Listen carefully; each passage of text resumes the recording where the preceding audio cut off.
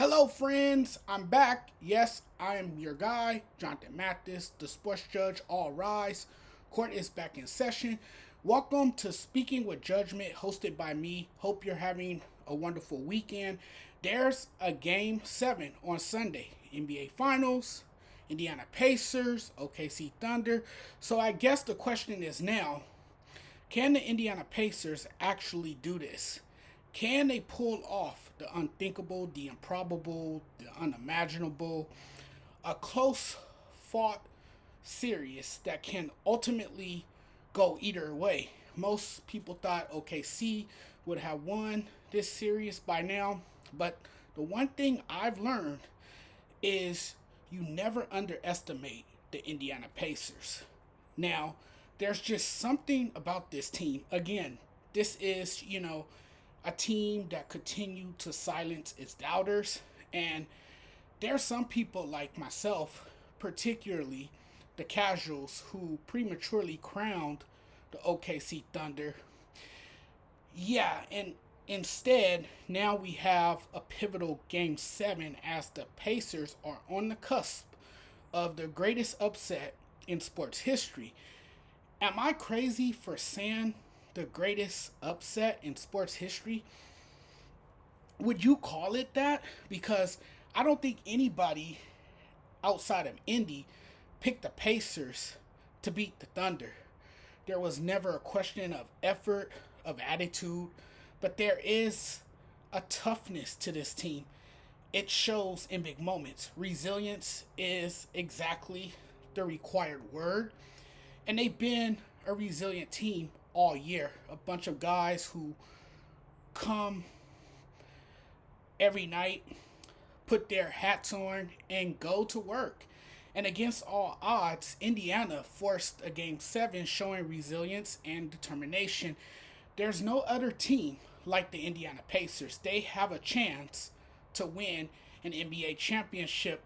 I'm glad I was wrong about the Indiana Pacers because now we have a game 7, a winner takes all.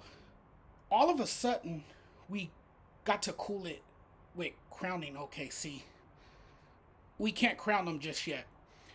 But if I had to go by body of work and based on what we've seen, who has the stronger lineup, more depth, swarming defense, a solid bench, OKC is deeper. I'm not saying Indiana isn't because they can play 10 guys. Their bench is reliable and deep. You really don't know what you're going to get from either of these teams in game 7 because both of these teams have had bad and good days.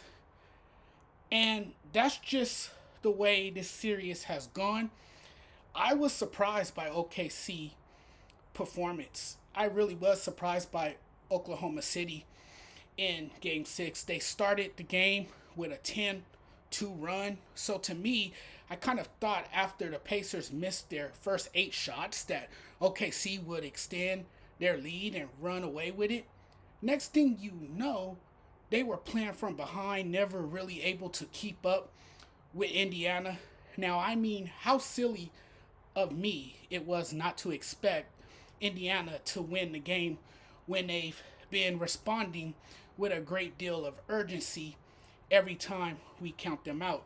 It was such a blowout, and for much of the contest, Indiana was in control. It's like, okay, the Pacers, with their backs against the wall, weren't ready to go home. That's literally what you have in Indiana, a team that never quits. You had the unbelievable comeback win in game 1.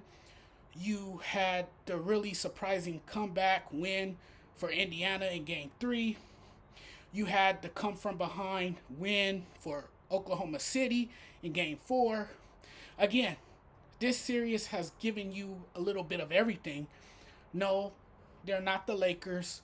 No, they're not the Celtics or the Knicks. It's not the LeBrons of the world. Thank goodness. It's not the KDs of the world. You have a pair of teams nobody really care about.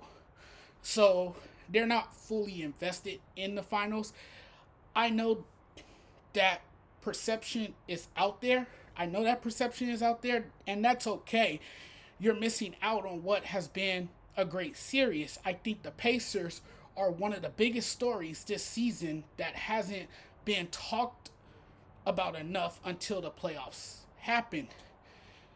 Everybody just looked up and saw them come out of the blue when they had the second best record since January 1st. And if there's a national perspective, we're just like, hey, this team can't be ignored. I think a lot of the conversation now is if OKC loses this series, it would be an epic failure and should probably be viewed as inexcusable. Great season, a historically good season, an excellent postseason run, and to come up short of their main objective, which is to win a championship, would be a real travesty. This postseason run really showed that being young and lacking the experience doesn't matter. This season really showed that being able to pull it together with a young core of players can lead to opportunities. But that does not necessarily mean that you've crossed the threshold of being, what that positive season represented. They got to come out on Sunday knowing that if they play their best brand of basketball, they can be crowned champions. We know it already. This OKC team can beat them. They can beat the Indiana Pacers. It is proven.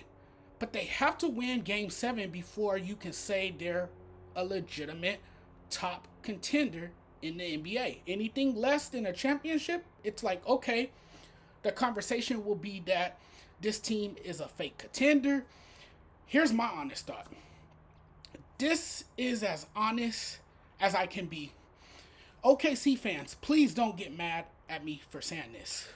If OKC loses, you know what people would say about them? They're fraudulent.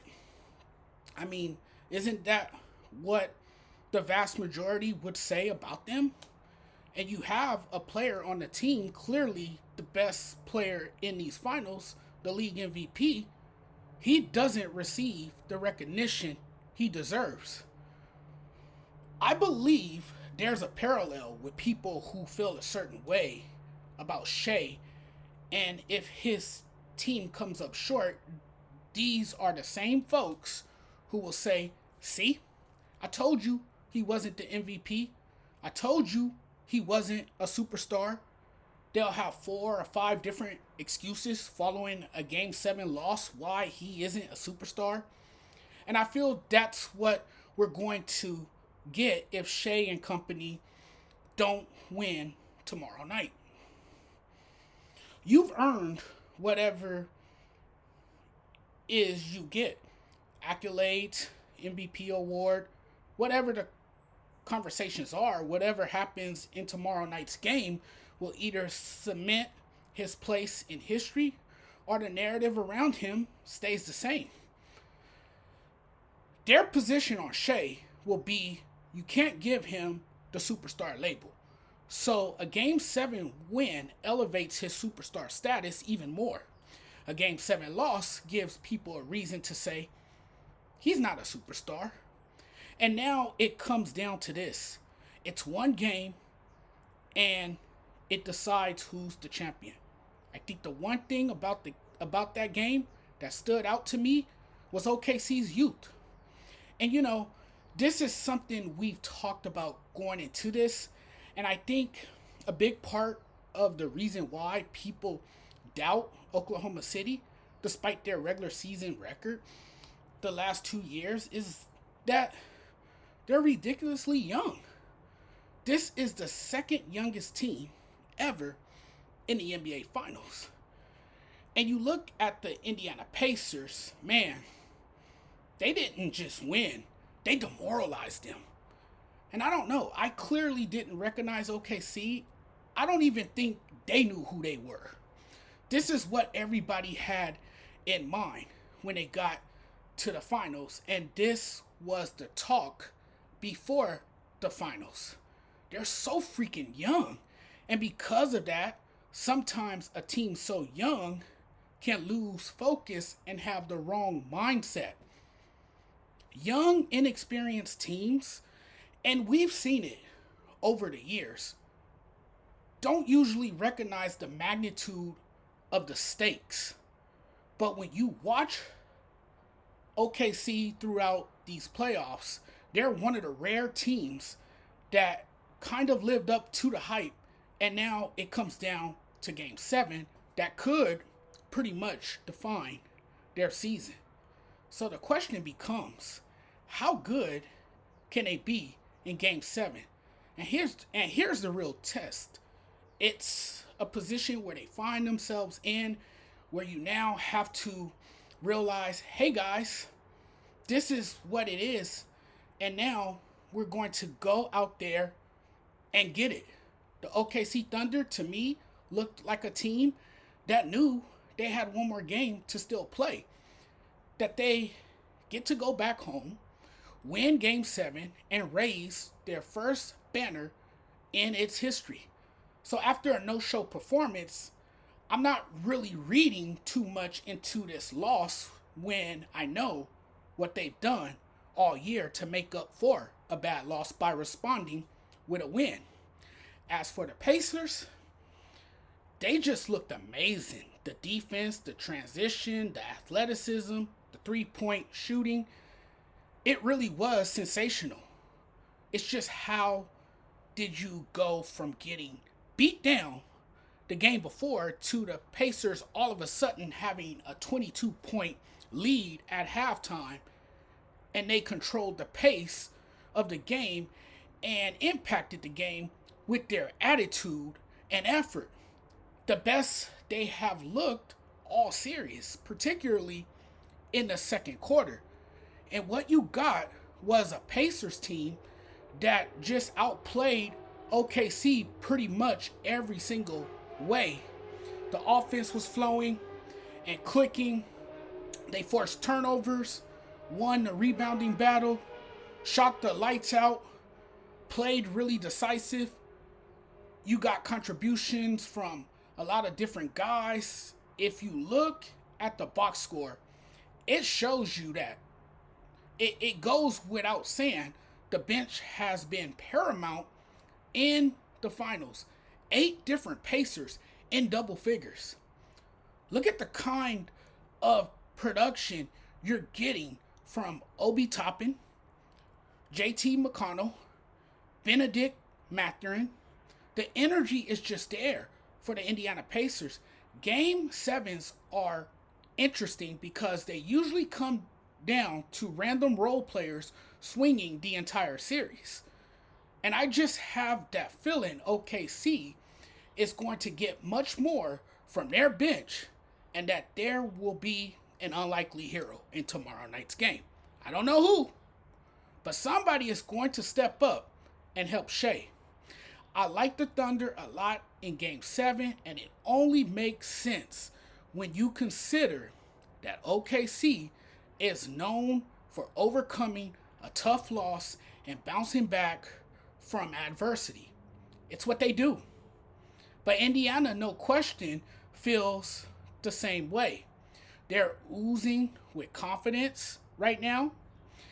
Anything can happen in a game 7, but the absolute 100% guarantee is that Shai Gilgeous-Alexander will have a monster performance in game 7.